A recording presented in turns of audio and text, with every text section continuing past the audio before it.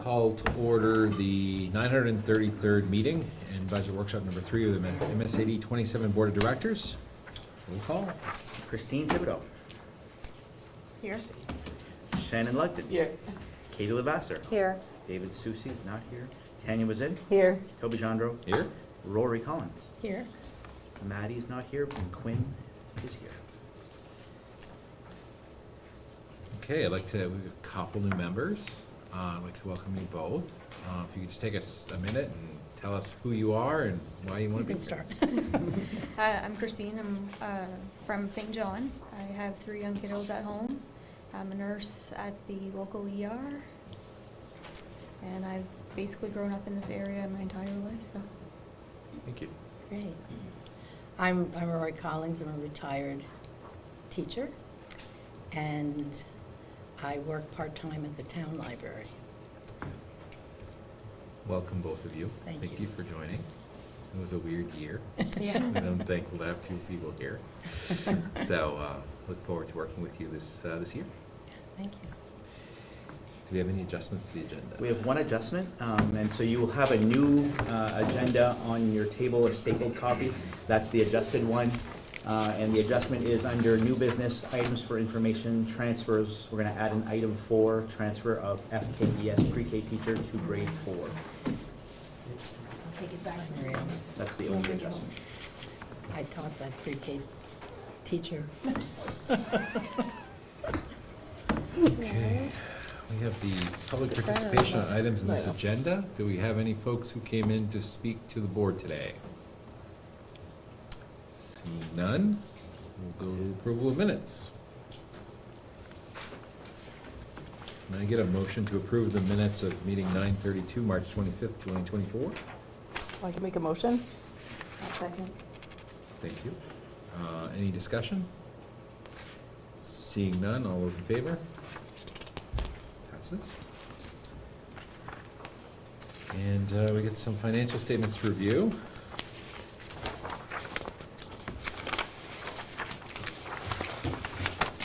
Take a moment if everyone wants to see. Rory, the green one. Right there. So new board members, every month you'll get a financial statement for essentially what is the previous month. We try to stay a month off, and it just gives you an update on how things are with regards to our budget, what we've spent year to date, and what percentages is remaining. And if you ever have any questions, Lucy, fortunately, is here, and she will hopefully be able to give you an idea. We have approximately a quarter of the school year left, right, budget-wise? Correct. So I see that we're trending a little bit lower on the school nutrition. Is there, because we're at 19% remaining. Is there something significant that happened? Revenue? The revenue for school nutrition is always a month behind. Mhm. For April, she gets it in May, Mhm. so that the majority of the funds come in towards the end of the year. Okay. So in June, we might receive both June and July, or we may receive June's and then May's at the end of June, and then July's in July, but that's typical. Okay. Yep.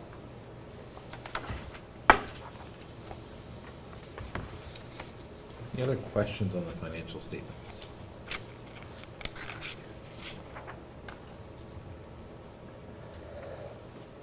Make a motion to approve the March financial statements. Can move. And I'll second. Okay, a second. Any further discussion? Seeing none, all those in favor? Passes.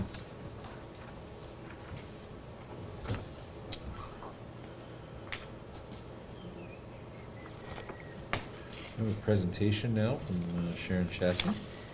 Sharon, it's all yours. Thank you for having me. I prepared a binder of information for you, and it's just a sample of the work that I'm doing.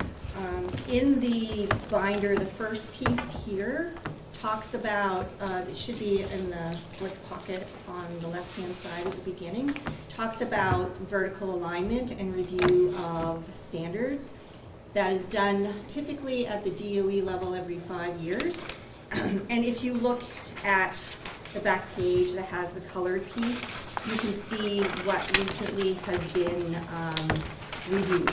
So we're looking at science and social studies has revised standards that goes to the legislature for approval. We're waiting on that piece to see what the revised standards are. And so we have never really focused and done a alignment, or we don't have in process within the 3 school districts actually, a review cycle. And so my goal is to create a review cycle of the standards that we currently have addressed and identified for our district, and do a crosswalk with the main DOE standards to make sure that we are as close to alignment as possible.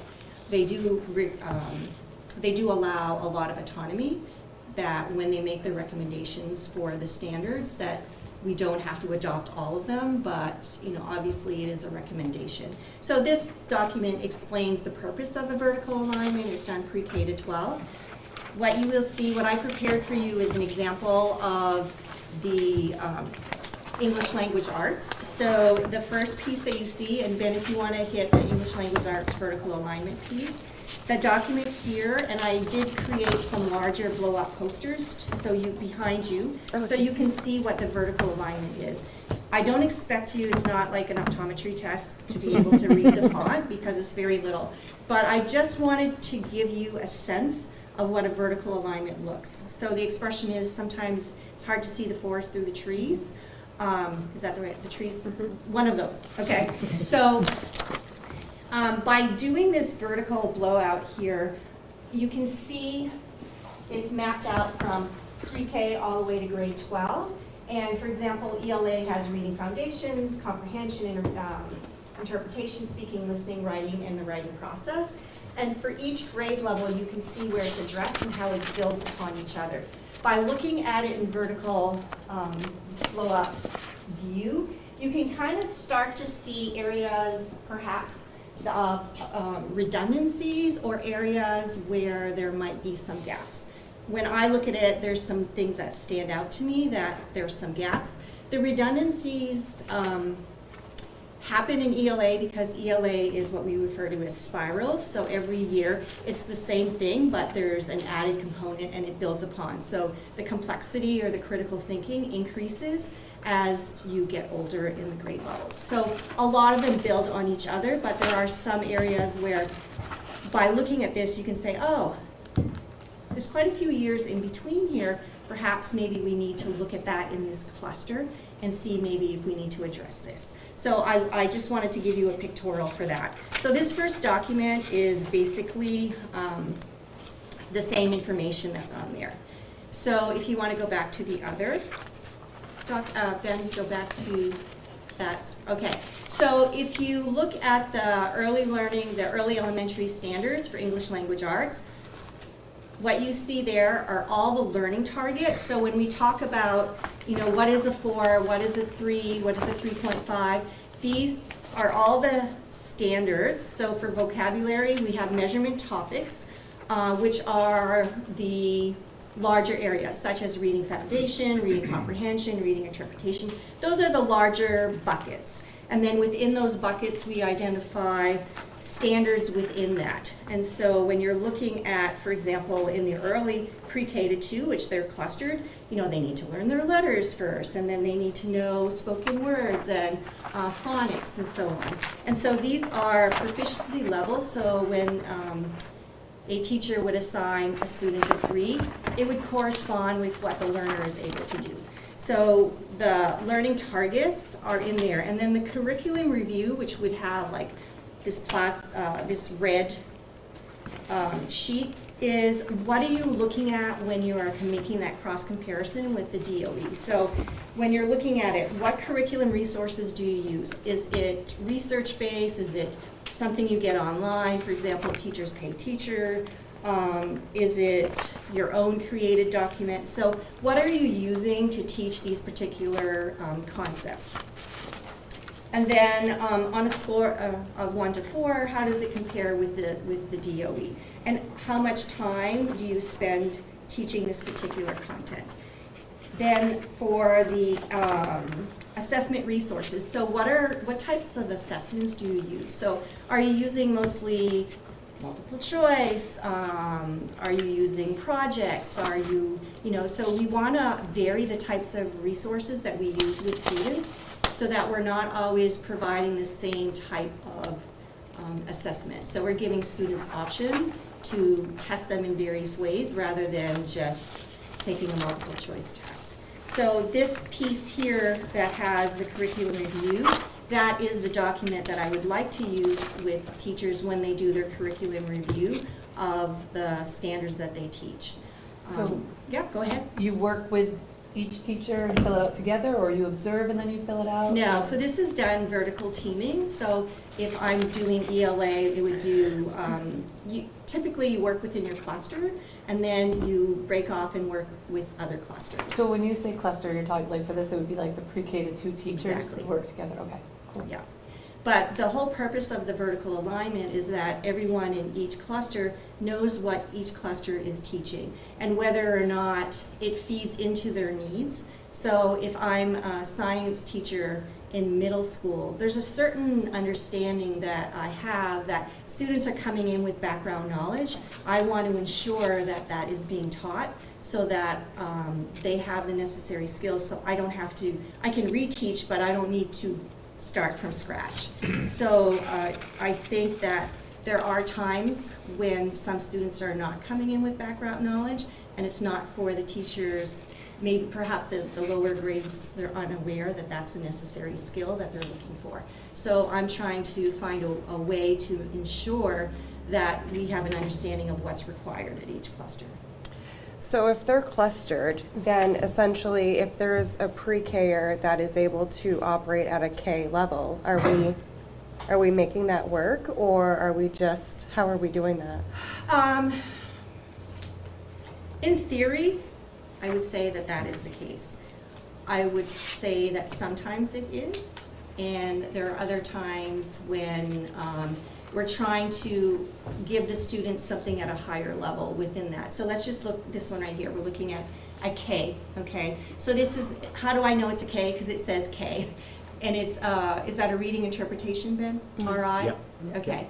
So it's written at the 3 level. I'm gonna have to get up closer. So if I'm teaching kindergarten and the learner can use the illustrations and detail in the text to describe key ideas, I can see what they're able to do. If I want to challenge that student, so what we're trying to do now is ensure that they have the ability to get a 4. Mm-hmm. In the past, we would just say, okay, you have a 3, now we're going to move you to the next standard in a higher grade level, but it didn't necessarily challenge them to think at a deeper level.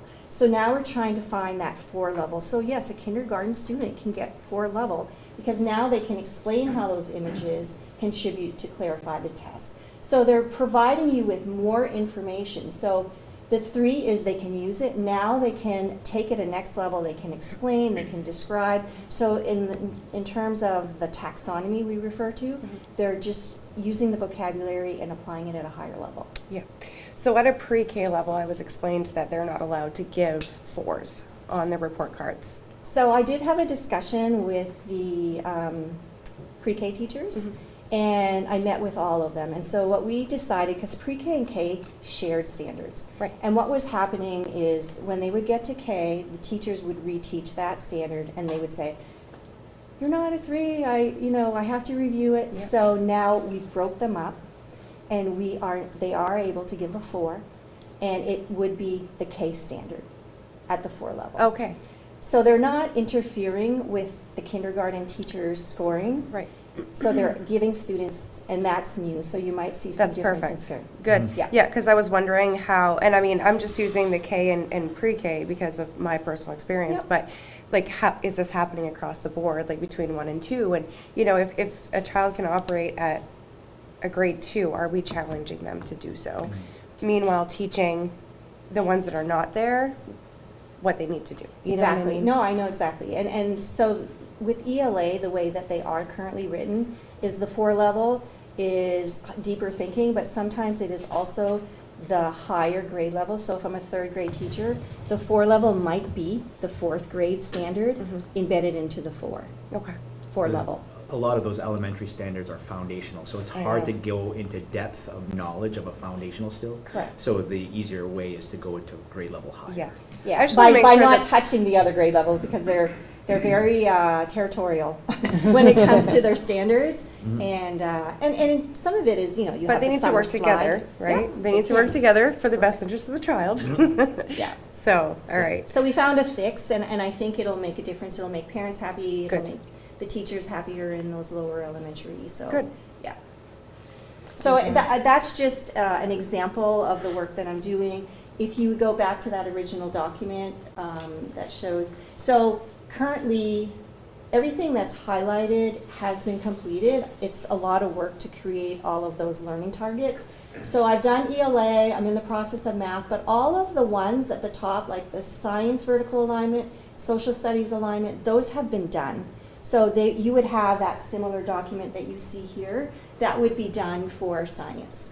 So if you look at science, and that one, last year, Mr. Coletta, we did a whole rework with middle school because there were a lot of gaps, especially in earth space science.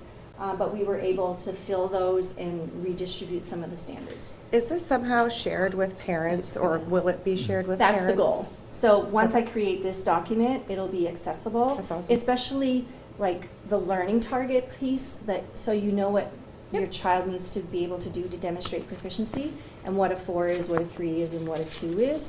Because sometimes a language says they can demonstrate conventions of standard English. You know, it's like, well, what does that mean? Right. So it says, you know, what they're able to do. Yeah. So the ultimate goal is to have it public, have it online, but Perfect. I just need to Get there. get there. It's there, I just need to put it in a different format. Sure. Yeah. No, it looks great. Any questions? That's kind of. You take something as, you know, so I'm going back to that first one that Sharon shared, the English language arts. You talk about whenever a teacher explains to you that, you know, you have to learn to read before you read to learn. You can see it clear on, you know, what happens in pre-K, K1, 2. It's all those foundational skills to get those kids to be able to read, and then it flips over to reading to learn.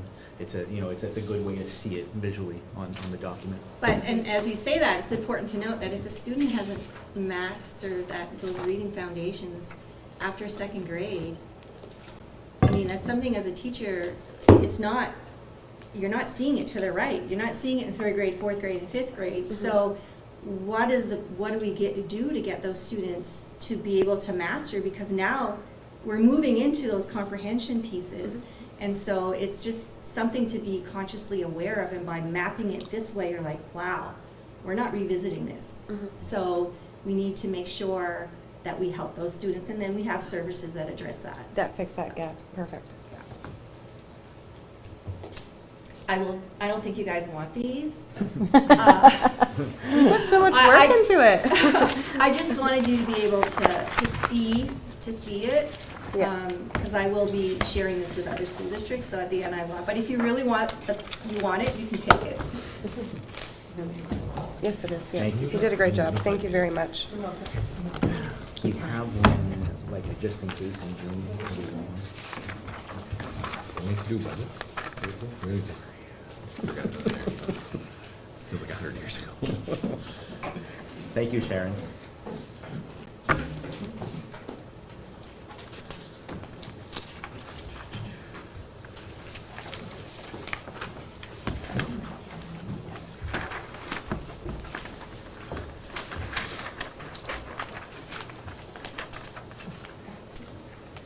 Okay, under superintendent, I have a few items to just update you on. The first one is the ESSER performance report. So 3rd year of the performance reports for using the COVID funds, the ESSER funds, because there are federal funds and there's a lot of attention on those. The DOE does require us to do a performance report. this time of the year, every year conveniently. And so I completed our ESSER performance report just prior to the April break. I will say that Gina Daigle in our central office is a rock star in getting all of the things that I need to be able to report successfully, and she's doing a great job managing those the funds for those reports. I submitted April 12 and got a response on Monday, April 22, that our report was accepted with no revisions required, so that's a celebration.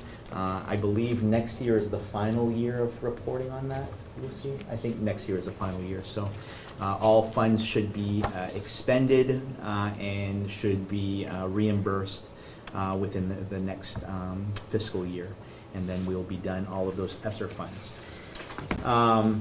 So although I had that to celebrate, the next item, ESSER monitoring progress, we did get a message around the same time that that SAD 27 has been selected, like it was some kind of award, as a monitoring for high-risk school.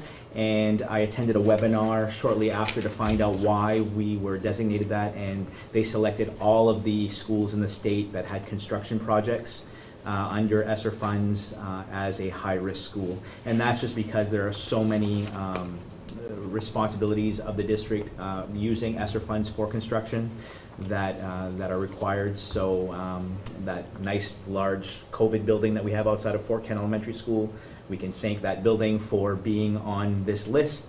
It's not as daunting as I thought. We do have what's called a desk audit that I'm currently working on with the help of Lucy and Gina. And it's basically asking for documentation. Do you have this plan that you put in place? Do you have this policy in place?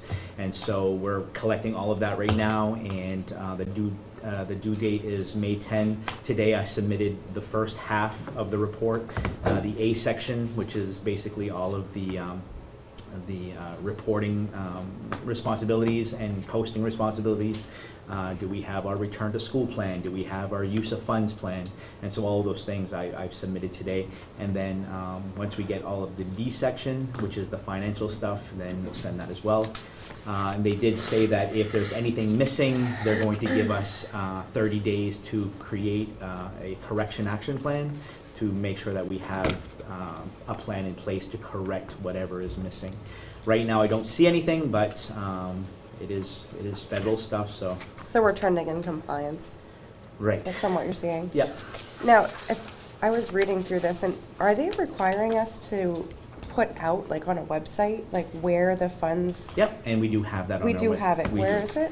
So I will go to, I had, so Debbie Gallo manages our website, and what I had her do is, because we had it in different places, and I'm sorry that's a little bit cloudy, That's but now under quick links, all of our COVID plans all fall under the same area. Okay. So our use of fund plan, this basically outlines the money that we got and how we allocated all of those funds, how we surveyed the public, that sort of thing. Perfect. So all of our plans anyway are there on the website, and they're easy to find. Thank you for You're sharing that. welcome. So I'll report back next month on whether or not we had a successful desk audit or if we have more work to do. Good luck. Other than that, you have your administrator reports, one from Mr. Coletta. I believe that's the final one, Mr. Coletta? I believe so. Congratulations on that. One from Mr. Neto, one from Ms. Jill Kelly, and Ms. Stacy Sear. They are here if you have a question for them. Any updates on concert, spring concert? I know, I'm always bugging about it, I'm sorry. We're up to the, I'm just really looking Right there. forward to the Thank night you. concert. Yep, you're fine. You can't get my drift. Any other questions for the administrators who submitted reports? sorry, what was the answer on the concert? I Nothing missed it. yet. Oh, okay.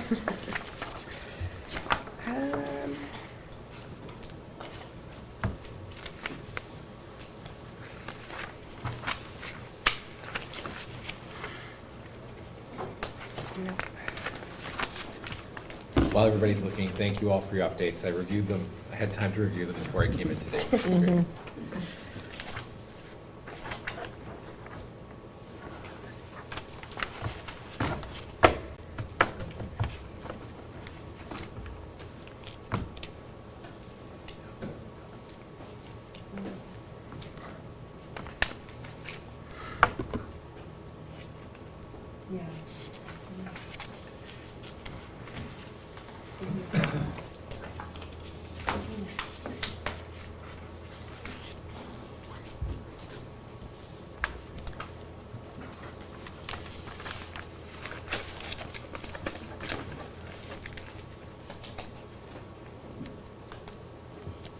The staffing needs was, in Julia's report was, It's eye-opening, huh? wow, It is eye-opening. our enrollment is half from 91. Crazy. We're seeing the same trends in all three of my districts anyway. The student population goes down, special ed population goes up. Yep. Even though, you think the two would happen the same, but No, not the same. Even the state trends, though, it's trending the same way, the state Mhm. percentage. yeah. It's crazy. Unfortunate. I think part I of it wonder they're why ident- that Do you is. think they're identifying things more? Because I mean, I think of the kids, some of the kids, I mean, we're the same age. Mhm. The kids who had learning issues when we were kids were relegated to a side room until they quit. I mean, that was only in the 80s and 90s. Mhm. Yep.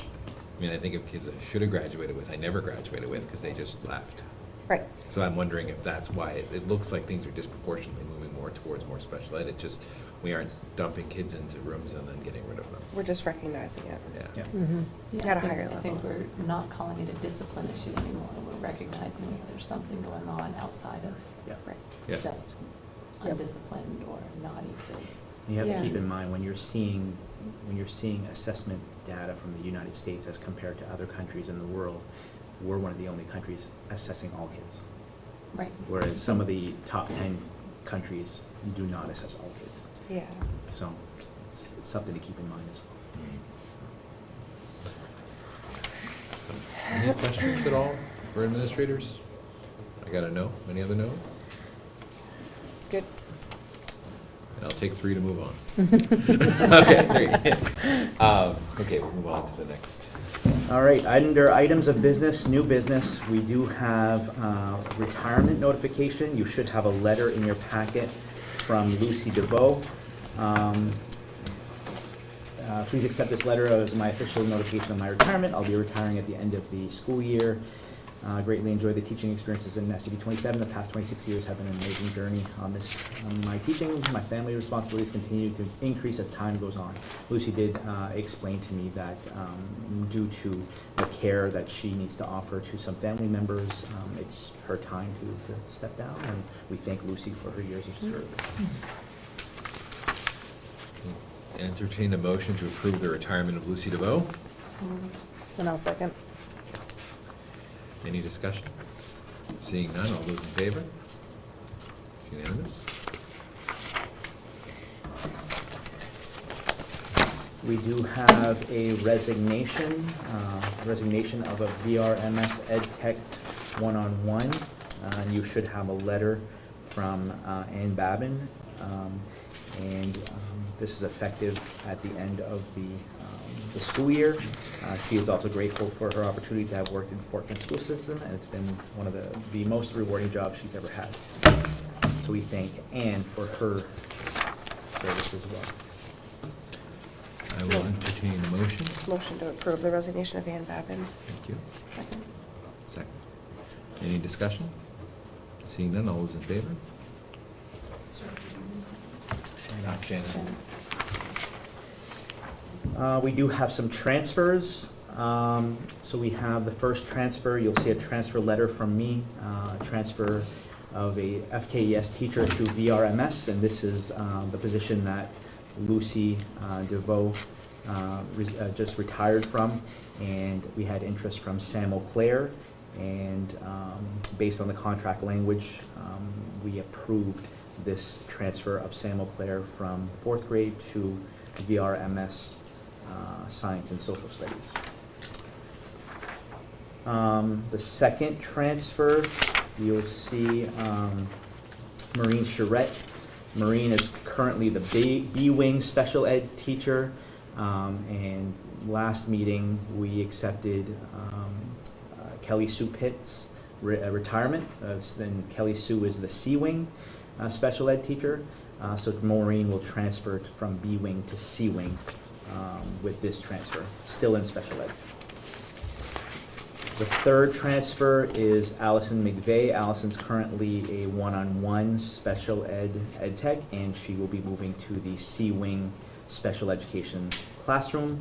That's currently her mother's position. I was just going to say, that must be her mom's position. Yeah. So those are the three transfer. Oh, and we did add one Yes. As an adjustment.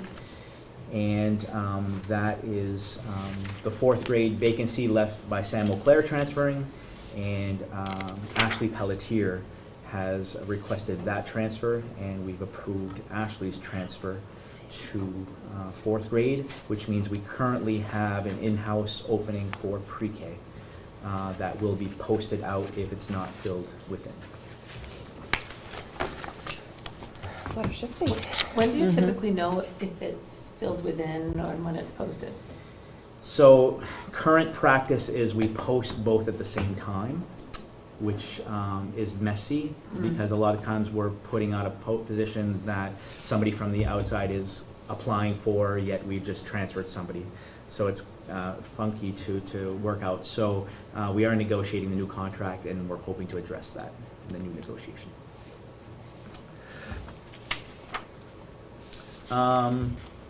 Moving on to new hires, we have a recommendation for you. You should see a letter from Mr. Neto and his hiring committee, Ms. Kelly Waite and Ms. Julia Kelly, and they are recommending Bev Pelletier for the B-Wing special education opening.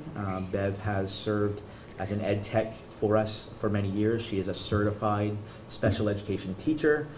She has filled in as a long-term sub for at least 4 years in her 23 years in various positions, and the committee is very excited, and Bev is very excited to begin this new journey.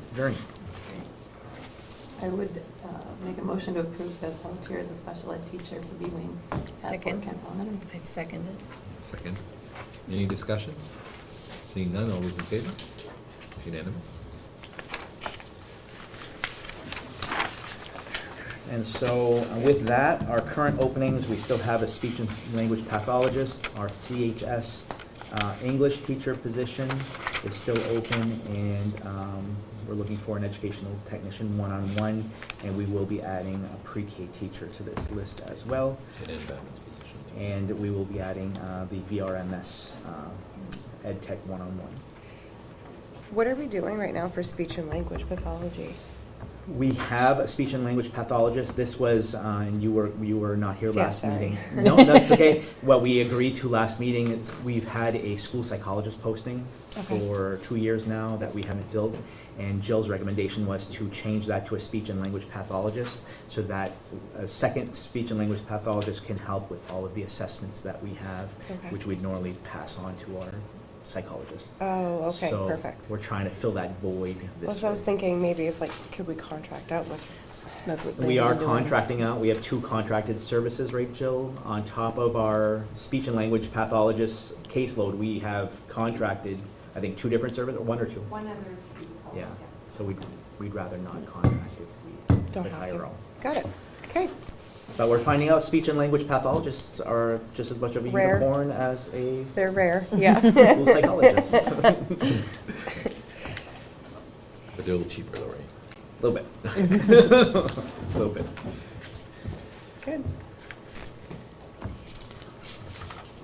All right, so next, we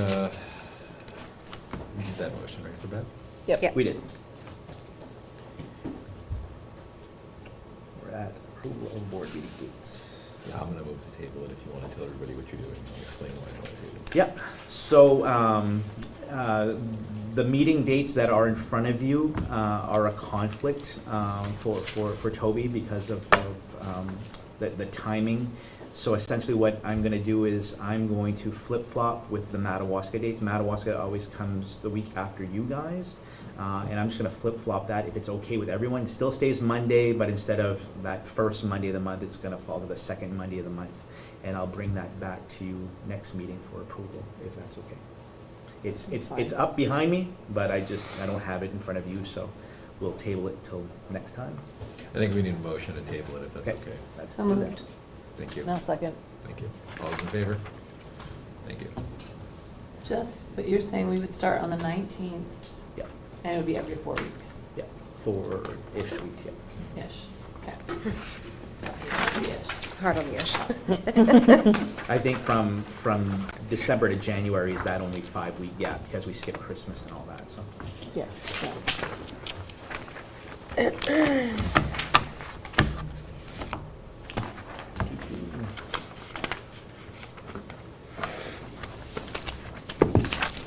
We'll see, it's budget time. Front of you, you have the packet. This is packet.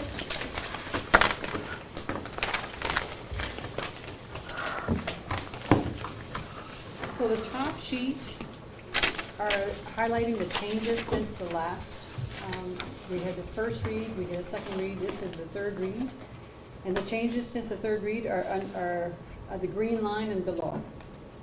So we had a balance at the second draft that would have brought a mill increase of 0.86. In expenditures side of things, the budget has two sides. It has the expenditure side and the revenue side. On the expenditure side, the changes that were made, the health insurance increase actually came in at 11.28%. And in the first couple of drafts, I had 10% as a built-in placeholder, so I had to increase that somewhat, so I had increased about 5,110. Staffing changes, so as we find out that people are either retiring, resigning, or transferring in-house, I have them in the budget as placeholders, but when someone leaves and we hire someone new, I'm able to make the pricing changes for the old leaving staff versus the new staff. So some of those changes that you approved tonight were factored in, so it's a savings of $32,305.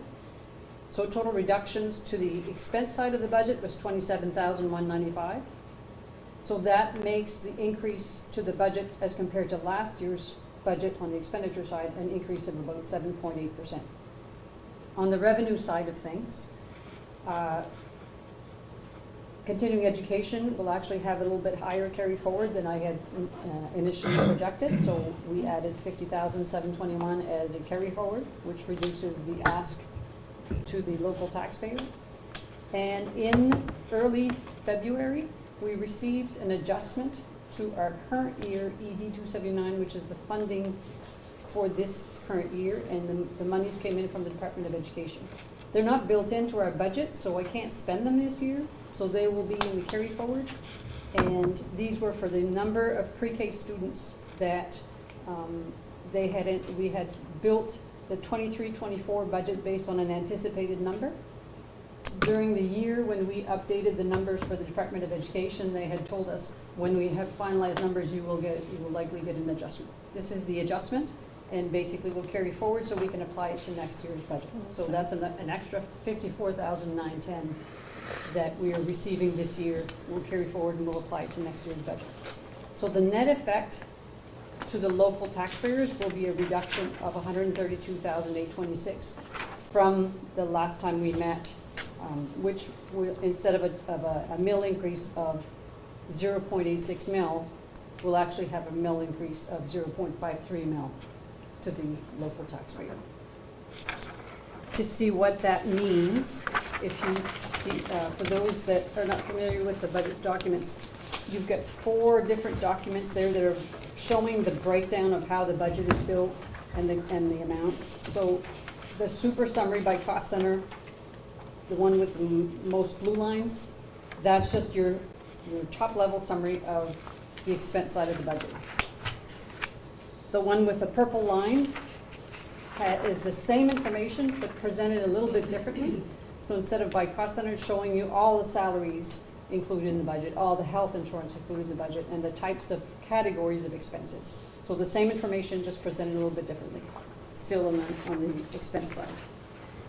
The next one, summary by program within cost center, just dives a little bit deeper in each cost center. So if you look at the blue line on this sheet, you'll find it in the same, anytime you see a blue line, you'll be able to follow it through in all these reports. And the last one that has multiple pages stapled together is diving a little bit deeper, even showing the salaries and the health insurance and the salary benefits in each grouping of the areas of the budget. So those 4 reports are all the same information presented a little bit differently. The next sheet is a legal size sheet that's folded on one end. You've got 2 of them. One is what the estimated mill rate change is to the taxpayer, and the other one is the revenues. The revenues is, when I build the budget, I have to build 2 sides of the budget.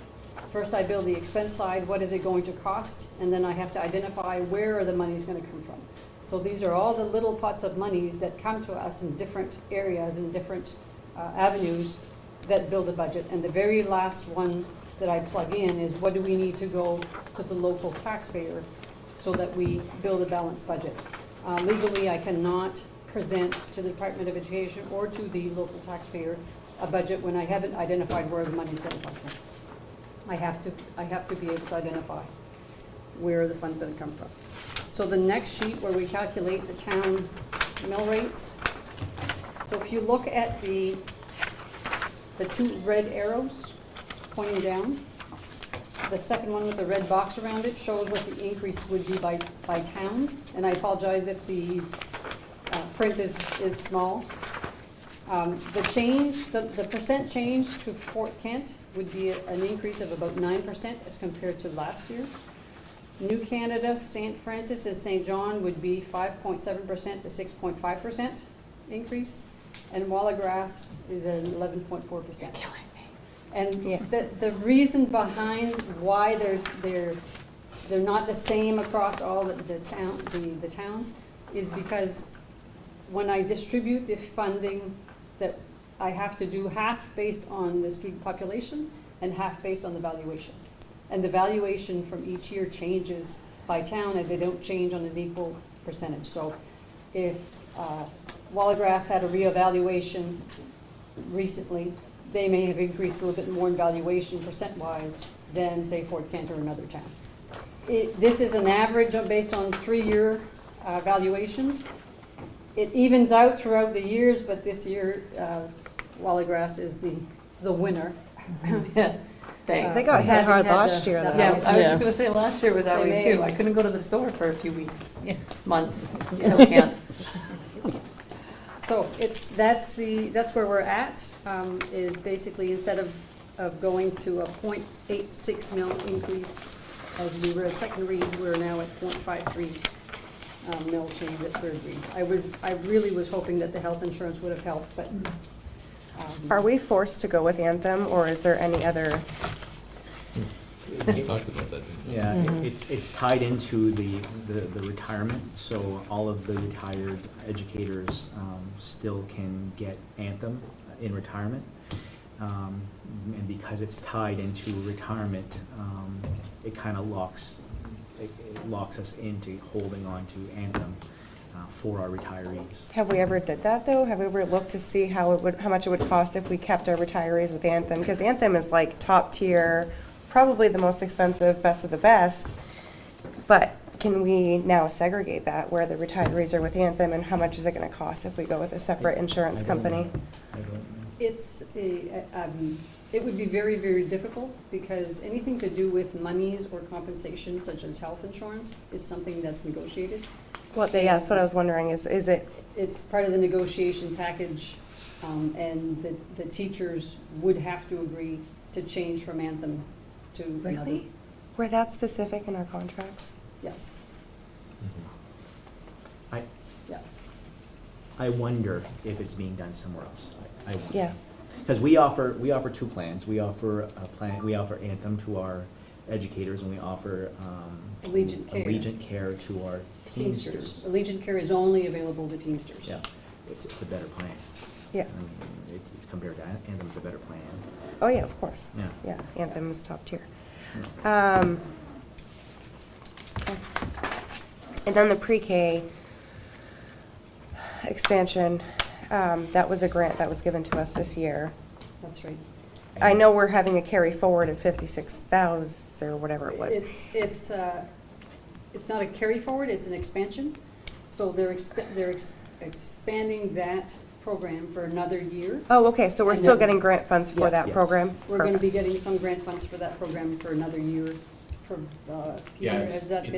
it's an extension of the funding. Yeah. So I think what happened is the state of Maine is forced with use it or lose it. It's either return the money to the feds or extend funding. And it's a nominal amount of $33,000 per full-time classroom. Mhm. So in SAD 27, we're hopeful that we'll qualify for 66,000, which is considerably less than what we got for the initial expansion. Okay. But nonetheless, it's a nice offset if we can secure the entire amount. So we're still funding the full, in a sense, right? We're In like the budget MSAD expense side of things, 27. yeah, in the budget's side of things, we're paying for the teachers and the busing, and Right. everything is built into that. We're showing the revenue of the expansion grant, the 66,000 is. Have we done an audit to see if this is a beneficial program or anything, or?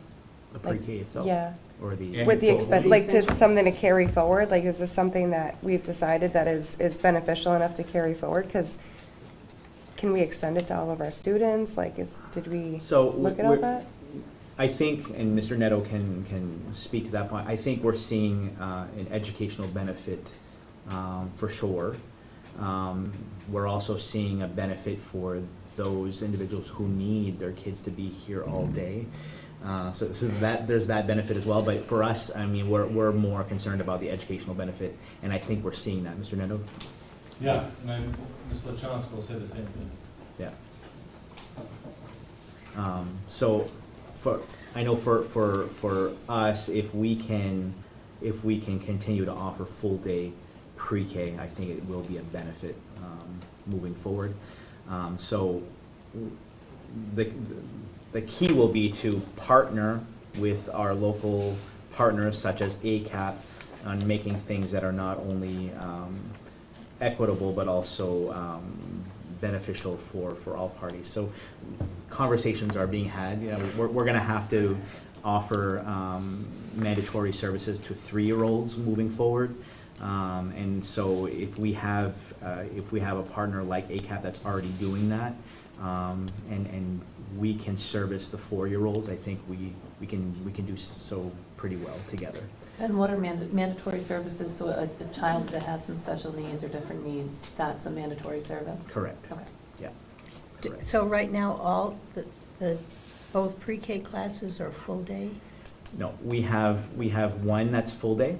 We have one that's half day. Well, it's 2 half days, but we also have a partner classroom at ACAP that's a full day.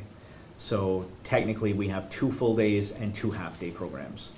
And they're all 5 days a week now, Rory. Oh, 5 days? Yeah. Yeah. Oh, wow. Is there any follow-up or evaluations being done comparing the ACAP classroom to the classroom here? All of those classrooms are they have to go through an assessment, right, Peter? Yeah, we're collecting, first of all, there is a pre-K consultant from the Maine Department of Education who is here, has been here twice this year, conducting comprehensive class, which is a mnemonic, and I can't remember what it is, but it's a very comprehensive evaluation, not only of teaching practice, the classroom environment, and that's happening in all 3 settings. And secondly, all 3 settings have gathered some initial data and will be gathering post data. They're all 3 surveying parent consumers.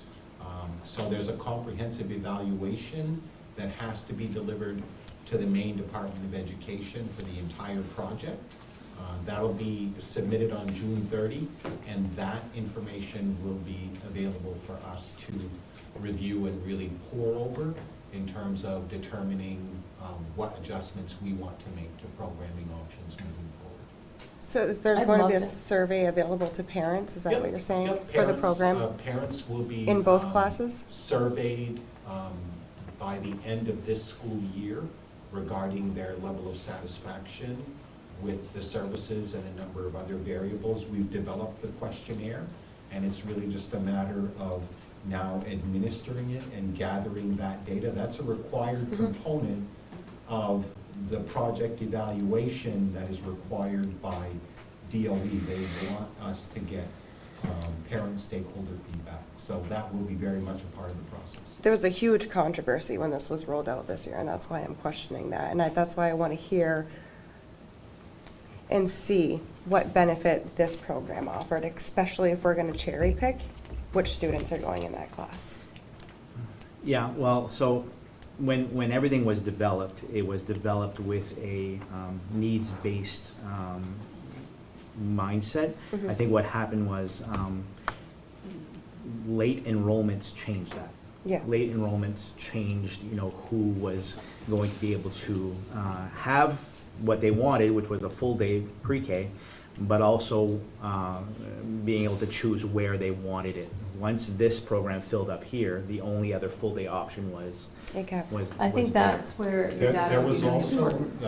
there was also an early and a conscious decision to make sure that each classroom was heterogeneous, so that no single classroom had all the students with all the most significant needs. And that was a request made by the elementary staff here at Fort Kent Elementary School, and that made sense. So once we extended that heterogeneous model to the classrooms here, that also extended to the classroom at ACAP. And then really what the factor was in terms of who okay, there were a lot of people that wanted full-day placements, Yep. but we had set, instead of October 31 as your acceptance into pre-K, in a general sense, we set May 31, which I think this year will be June 30, but we had set May 31 as the cutoff for those who wanted full-day programming, because developmentally, we thought that was the fairest way to do Yeah. that. And that was a suggestion that also came from teachers, and we thought that was a really good suggestion. Right. Because there's a huge difference. Yeah. That 6-month difference can. So we're using age as a criteria. Age was a criteria, Distance traveled was one. distance traveled, yep, absolutely. So when we had people who didn't meet that age cutoff but had requested full day, Right. then we referred them to the ACAP classroom. So that was one of the variables. We had it There's a lot. charted out pretty Yeah. well. And I don't think it was very well communicated, though, to the parents. First of all, the understanding, like I was just given a paper, do you want to sign her up for full day? Well, what does that entail? What does that Right. mean? Is she going to qualify? So when it was split up and you got the letter saying this is your teacher, you're doing half day, parents didn't understand why their child didn't qualify for full day, Right. but they signed up for full day. So I feel like In some of the information that we put out, we did indicate okay, that we now had a full day option. yeah, We could not guarantee full day placements for all who Right. wanted them, but that we would do our best. yeah, But, in the hustle bustle of course, of everything going on, it's easy for that to get lost. And then, of course, people are very hopeful. yeah, And then and I know I fielded some of those, Yeah. some of those calls. yeah, And just explained the process as best we could. yeah. After the fact, reiterated, Yeah. those things. So I guess that's where my I'd like question to about see, I would love it if the early survey. next year, at one of these meetings, somebody could come back and show us the data that's been collected, explain it, if it's, like just a bunch of stuff like this, somebody come in. But I also think it'd be helpful because I'm hopeful that the data will show that regardless, if they were in, that both full-day programs had equal results. Yep. And I think that would be really beneficial for parents. And if it doesn't show that, Yep. this is how we're gonna adjust for next year. Equity is a huge concern. It's a really so big deal. And we will be looking at all of the information through that lens as well. We want to make sure the experiences are equitable regardless of which classroom a student is in and at which location. And if it doesn't show that, it's the first year, so we can make changes. But I'd Thankfully- love to, Thankfully, what we're doing is we meet quarterly nice. as a partnership group.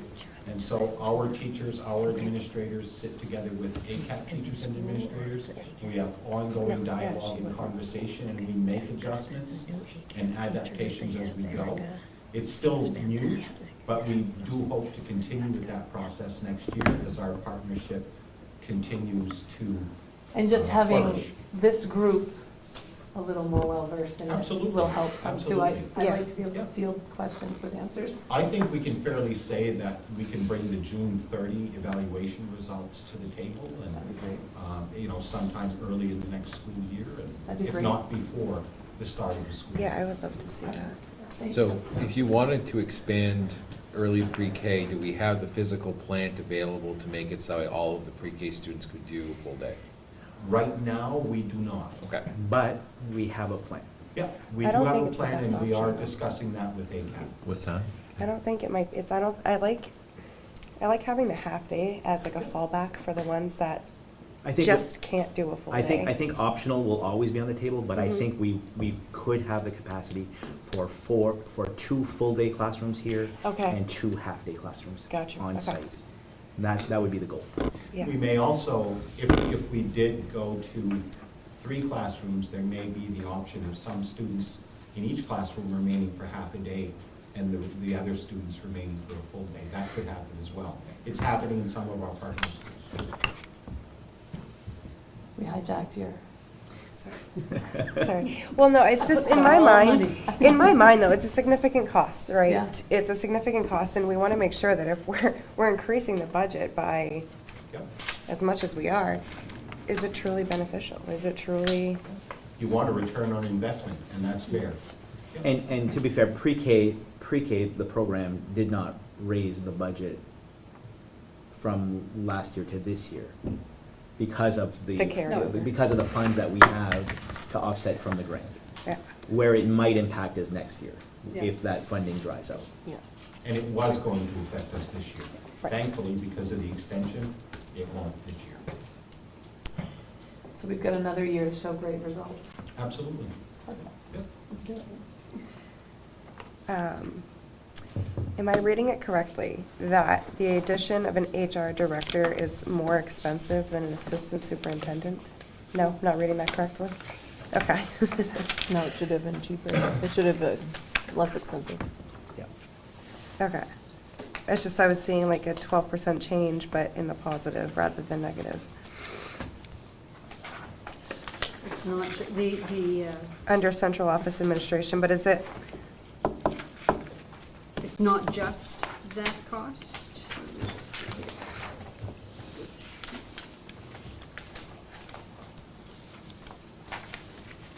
Katie, which one are you reading on?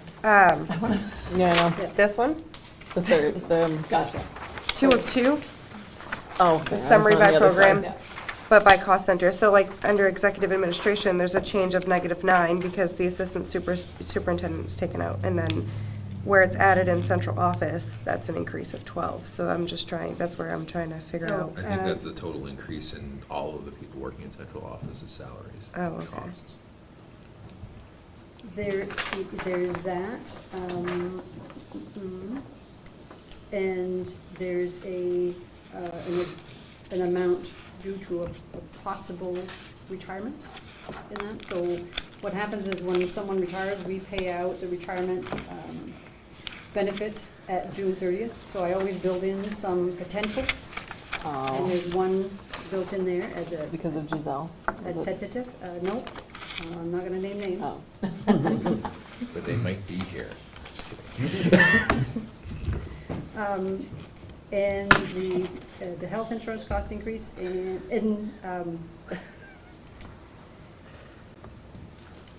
that increase of the HR director is not just HR director, there's other costs in that assessment line. So there's an increase to the time clock software and that one line includes salaries and leasing costs and contracted services for the financial system software and it's not just the HR director. That's just the way I was reading it, okay. Yeah. That's perfect, thank you.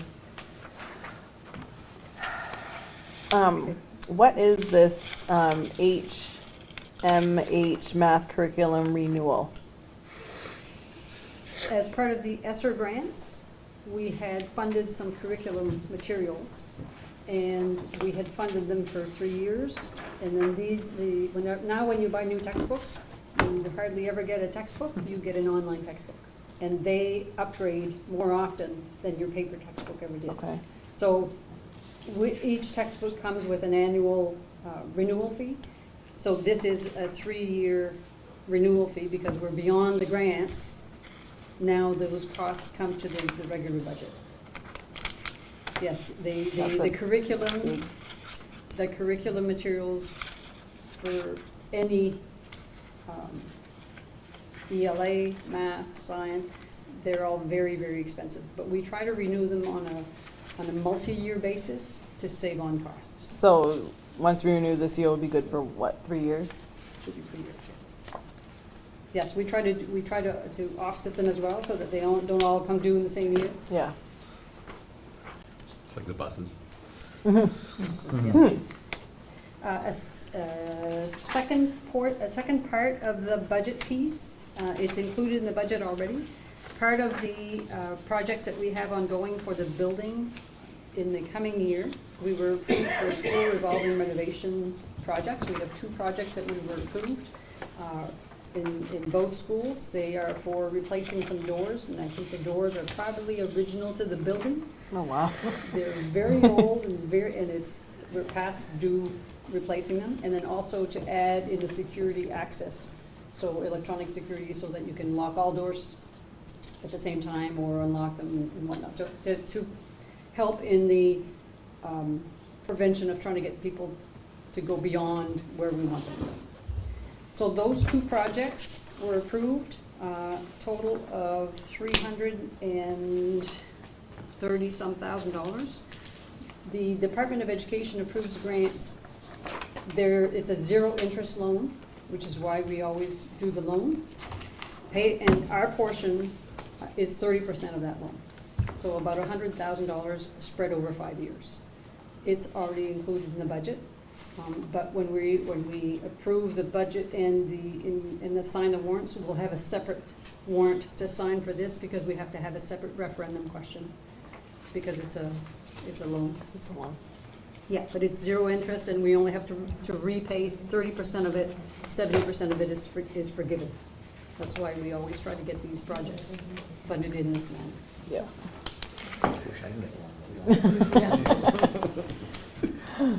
So I guess like just my angle coming with the budget this year, and this is my first meeting, so I apologize, but it's rough out there. There's a lot of households that have had to tighten their budget. They've had to trim the fat, they've had to cut, they've had to make ends meet, and I have a hard time accepting, even though it's just half of a mil, increase. I have a hard time. So I want to know, what have we done to try to tighten our belt? If anything. Oh, we do it all. Every time something renews, do we need it? How can we do it better? Can we do it cheaper and have the same effect? Can we, the last things that we cut in any budget is anything directly in the classroom. So if there's materials or whatnot, we try to streamline utilities, we try to streamline your whenever we do projects or bids or equipment, it's always, do we need it?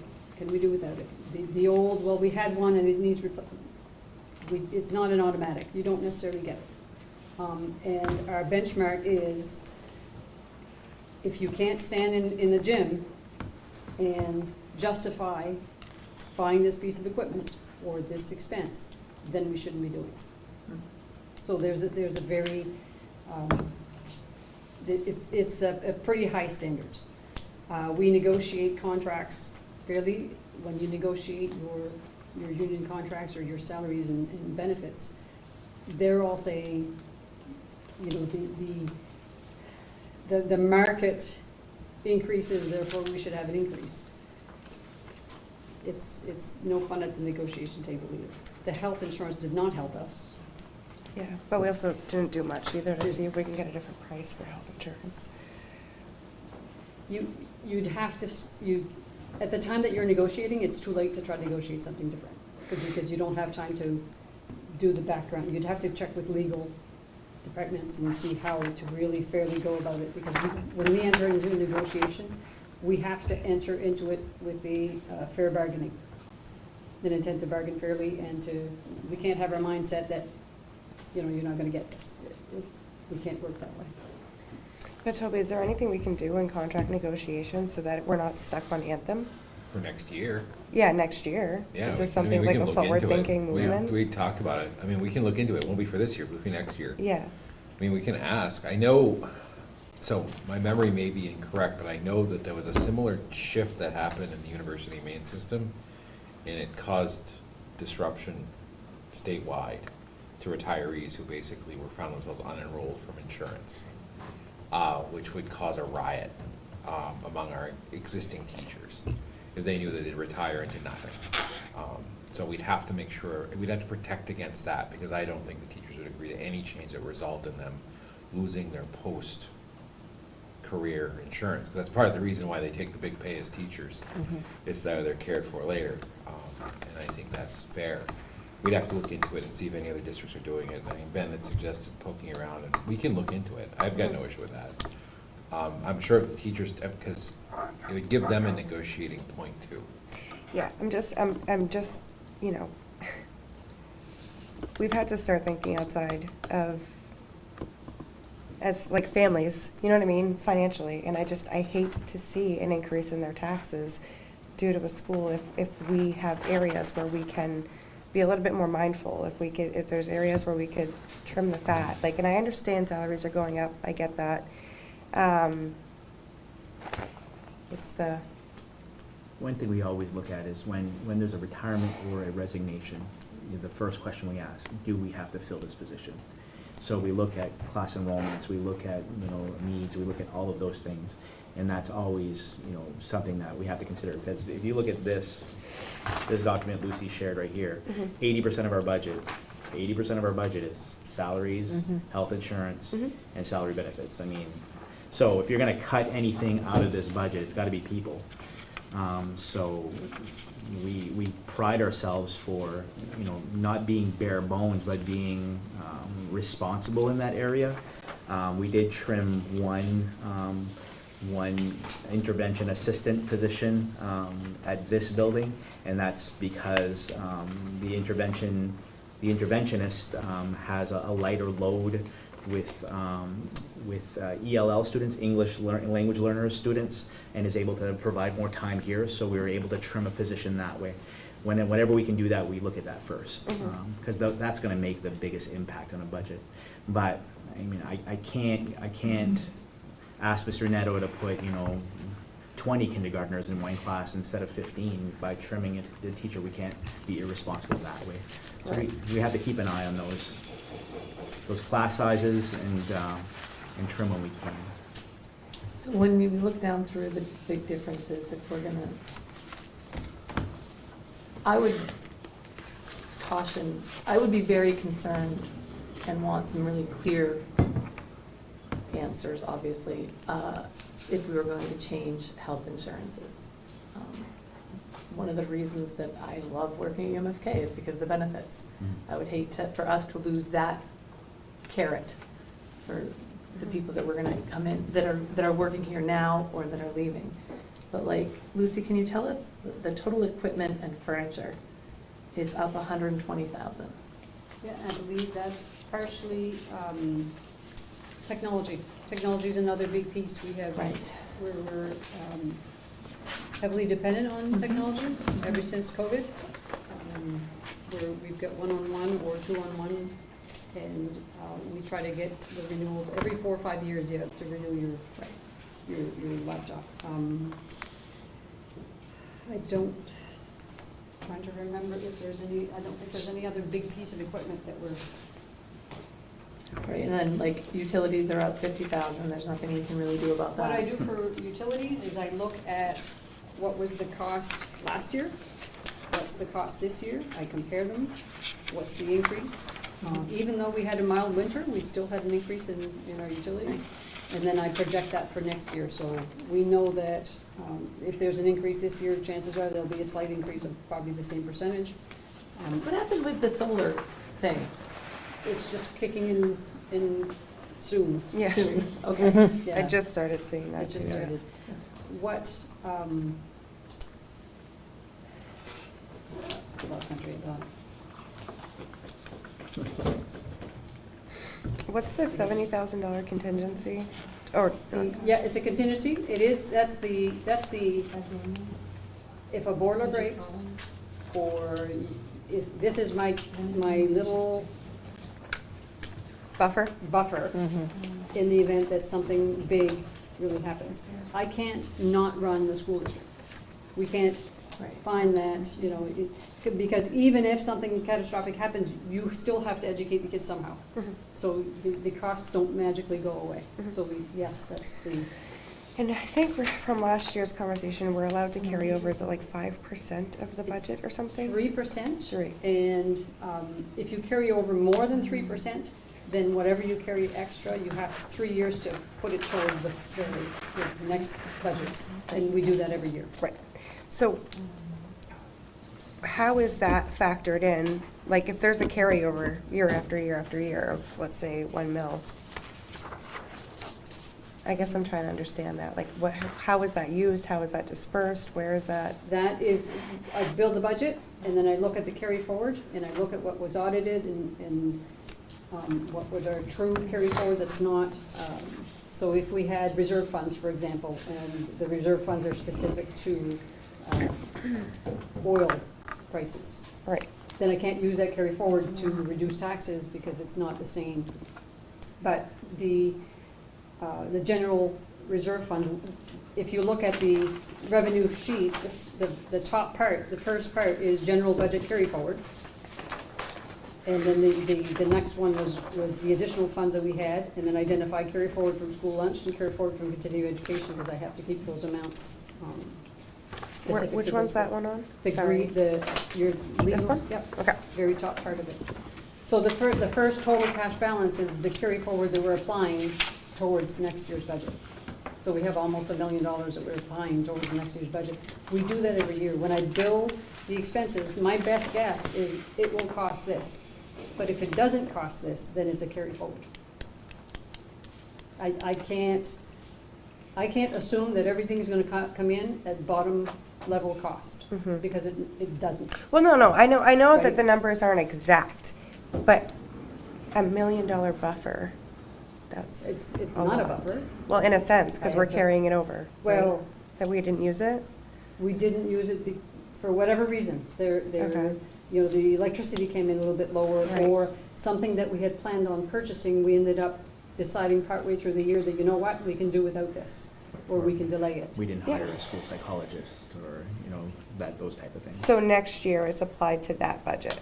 It's applied to the overall So at budget. what point, though, is it reduced from the budget to say, well, this year we had 200,000 carryovers, but we still budgeted for our normal 400,000, let's say. Yep. So at what point does it even catch up with each other? Every year, I look at every line item in your budget, I look Mhm. at individually. Yeah, And I look at, okay, my 3 ghosts, yeah. the past, the present, and the future.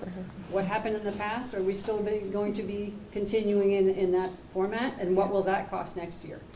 If the answer is no, we don't need it, then I remove it from the budget. Okay. So then, if it was a carry forward, next year it won't be there, so it won't cause another carry forward. Mhm. So how many times, I guess, this year, when we were evaluating, when somebody's giving, like, how many positions did we not refill and versus how many positions did we create versus, like, we need? Because, like, I know there was a lot of hires during COVID, using the COVID money. if I recall correctly. Yeah, the only Um, one that we're carrying over, I believe, is that nurse, right? That The second school nurse. nurse. Yep. Yeah, and we have our student-centered coach, but we've applied some title fundings to help offset that. So those are the only positions. Yeah. We didn't, other school districts made some big mistakes in assigning a lot of positions. We were very minimal. So we're blessed to not have to cut that many positions. I think best practice is to have two school nurses anyway, just with the needs that we have. In the past, we've always had 2 school nurses, but that kind of dwindled down to 1.5 at one point, and then COVID happened. So the recommendation would be to maintain 2 school nurses. Other than that, we have not added any positions in this budget. There's no new positions. I told you a while ago, we eliminated 1 academic interventionist. So that's where we're at. Okay. No, Lucy, under student transportation's total health insurance, why is there a 258% cost increase there from last year? Yep, so what I did there is we have the same personnel, and what we do for our bus driver custodians is we typically would take 50% of their salary and charge it to facilities and 50% charge it to transportation. And when we did the pre-K piece, we moved some of the expenses from facilities to transportation because the expenses in transportation would have been reduced because some of it were charged to grants. And the transportation budget is the basis for some of the funding from the Department of Education. So Okay. if my transportation budget reduces, so does my funding to offset so I just moved some expenses there. They're not new expenses, they're just Okay, they're just transferred shifted. from, so if you look at That makes the- sense. It's to maintain my base for transportation so that we don't lose funding. Yeah. I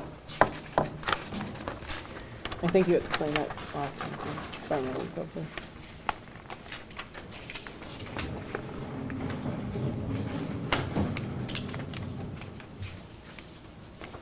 Equipment and furniture under special education, is there a significant purchase? I can't recall if you had said that. Because there's a $6,000 increase, I think it looks like.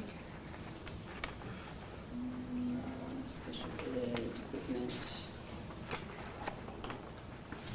I'm drawing a blank as to what that is. I don't have a comment next to that.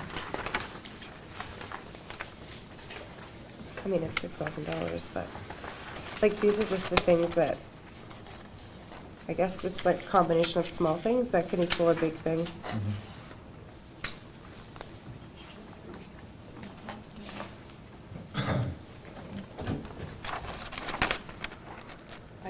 I'd have to look a little deeper in my, Where are you seeing that, what page?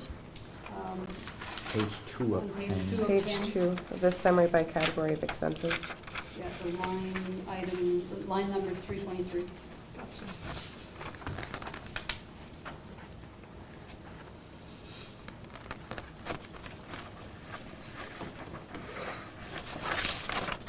There might be classroom furniture in there, I'm not sure. And for classroom, I'd have to look. I don't have the details of the specific purchases here.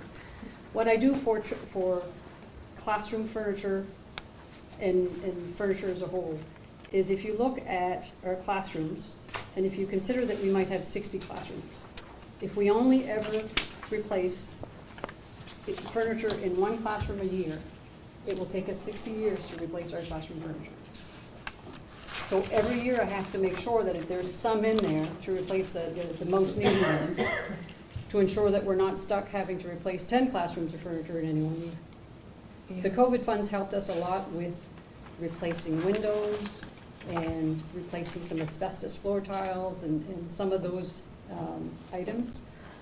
But it doesn't help us that much for classroom furniture. So every budget I have to have something in there. Yeah, well, and I tuned in to the first read, and you had mentioned something in the, I think it was like transportation bus garage, where and I'm probably wrong if my memory doesn't serve me appropriately, but did you say that we budget for a bus every single year to replace the bus? If you look at our buses, when you buy your vehicle, you look at the mileage and you say, okay, that's the mileage on my car.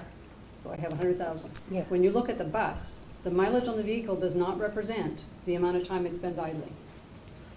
So 150,000 miles on a bus may equal more like 300,000 miles on a car. So when we looked at our fleet and we have between 15 to 16 buses, we have to ensure that we maintain a replenishment plan in time. And when we looked at the replenishment plan, we actually would have to replace a bus and a third every year to keep up with, because once they fail inspection, you can't use them. But are we replacing a bus a year? Yes. We have been. But we do get a reimbursement every year for that purchase. That's right. Part of the funding formula from the Department of Education is if you buy a bus, then it's part of the funding formula, and you it funnels through, so you get reimbursed. We're probably like 65% funded by the department and 35% funded locally. Our busing and the buses are not cheap. No. I can't imagine. Vehicles aren't cheap now. And I Good do grief. believe Peter did present a couple years ago that I think we are the second largest geographic school district. I was gonna say, I think We we spend travel some miles a most day. yeah. We Just were looking able for to buy, I think it's TVs on the 2 bus. buses in this district with COVID funds, which was a lifesaver. Yeah. Good, okay. That was just my Yeah. question, like when you had talked about that, I was like, geez, are we really replacing a bus a year? And I guess, Yep, we are, and every year Peter tries to beg me to buy 2, but we're pump the brakes on that. they do such a good job maintaining them. They really but do though, We but- still need to ensure that, Yeah. that we have buses, otherwise it's a long walk from, Winterville and Allagash and Mhm. everywhere in between.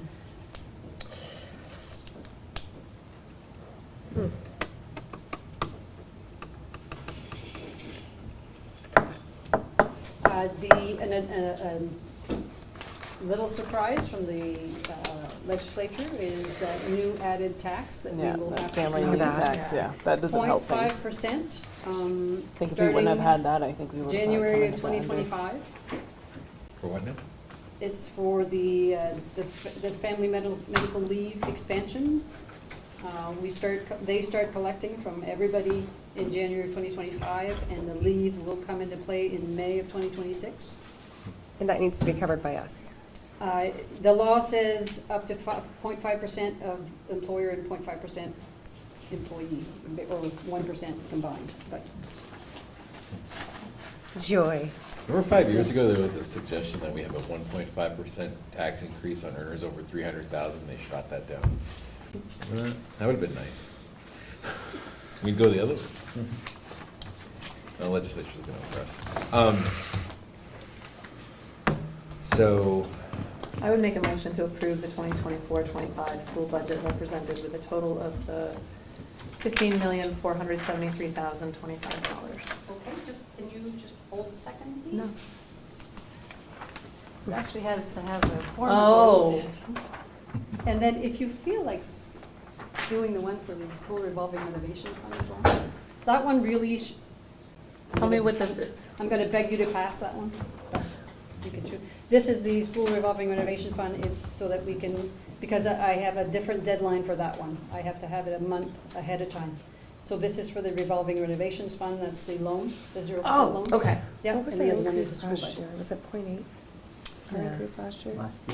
Last year's increase? Last Sorry, that year's was my last question, I think. increase. I think so. Yeah, I think that's what it was. 8%. It was higher. Yeah, it was. It was higher than this Yeah. one. Yeah, I just want to compare. The mill, I think, was, get it. Sorry. It's okay, I try not to bring all my filing cabinets. we should just have this meeting in your office. I have 3 screens, we'd be all set. I know, I've seen them. It's like IMAX in there.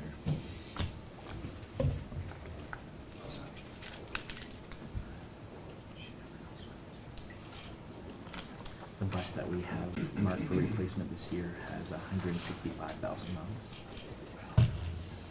I just wonder, I guess I never realized that. You know, I was kind of surprised. It's a 2010. Yeah, so, was there a year that we bought like a huge fleet, like all at once? Because like, oh my goodness gracious, we would be in trouble. Do you know what I mean? Like if you bought Yeah. like 5 or 6 Oh, in yeah. 1 year? That's why we try to do the one Yeah. every year. Yeah, We get Rotate them out. reimbursement, we apply it. yeah, I just was Drop hoping we them don't have that on the Well, and horizon, even because then, that was you're gonna be talking my about follow-up 10 to question. 15-year-old buses. Mm-hmm. Yeah, yeah, because like the one this year is a 2010, Oh, it's a different so it's 14 years old. Sorry, I keep hitting the wrong X. I wish I would have, keep some paperwork, but I don't think that's one of them that I Okay, kept. so last year's increase on the expense side was 4.9% of the total budget, and we had a 0.95 mil increase.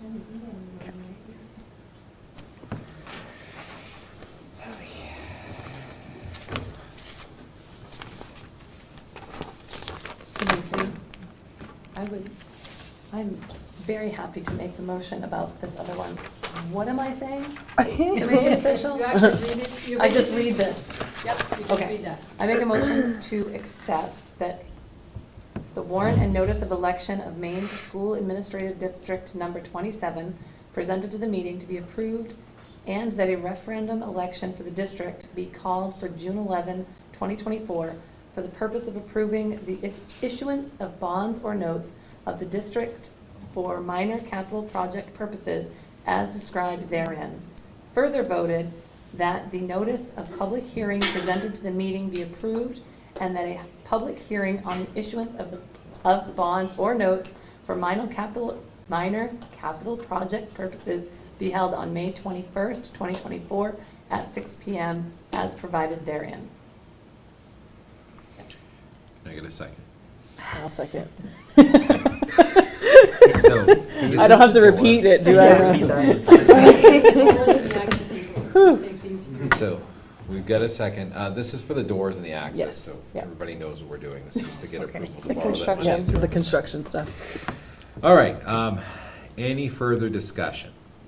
Seeing none, all those in favor? It's unanimous. Okay. In this entire thing? And Oh, thanks. All right, I move that the vote entitled "Vote to Call and Approve the Warrants for the Budget Meeting and the Validation Referendum and to Authorize the Notice of Amounts Adopted" be approved in form presented to this meeting, and that a copy of said vote be included with the minutes of this meeting. Vote to call and approve the warrants for the budget meeting and the validation referendum, and to authorize the notice of amounts adopted. Voted that the warrant for the Maine School Administrative District Number 27, the district, budget meeting presented to the meeting be approved, and that a district budget meeting be called for May 21st, 2024, for the purpose of voting on the annual budget for the district for the 2024-2025 fiscal year. That the warrant and notice of election for the district budget validation referendum presented to the meeting be approved, and that a district budget validation referendum be called for June 11, 2024, for the purpose of approving the budget adopted at the district budget meeting for the 2024-2025 fiscal year and continuing the budget validation process, and that the form of notice of amounts adopted at the budget meeting presented to this meeting be approved, and that the superintendent of schools of the district be authorized and directed to complete said notice in accordance with the district budget meeting on May 21, 2024, and to cause copies of said notice as completed to be delivered to the municipal clerks of each municipality of the district for posting at the polling places for June 11, 2024 district budget validation referendum. yes, I will amend and remove the section that talks about continuing the budget validation process. That only needs to happen every 3 years, and this is not one of those years. But everything else is. So this Shannon, could movement you with- repeat that? No. And I will second it. Give a second. Does she need to amend that motion now, Lucy? She can make a motion to strike that paragraph. Yes, yeah. Okay. And just to strike that one line. I make a motion to strike that one line. Yes. Okay. And I'll second the second motion. Okay, so we now have a modified motion that's been seconded on the table. Any discussion? Seeing none, all those in favor? It's unanimous? Thank you. Okay, and after the executive session, we'll have a few things to sign, but I've got all the paperwork ready. It'll only take like 10-15 minutes. And these executives will be short, it's just updates. Okay, so I'll entertain a motion to adjourn? Nope. Or not to No. adjourn, sorry, to go into executive session, executive session. So moved.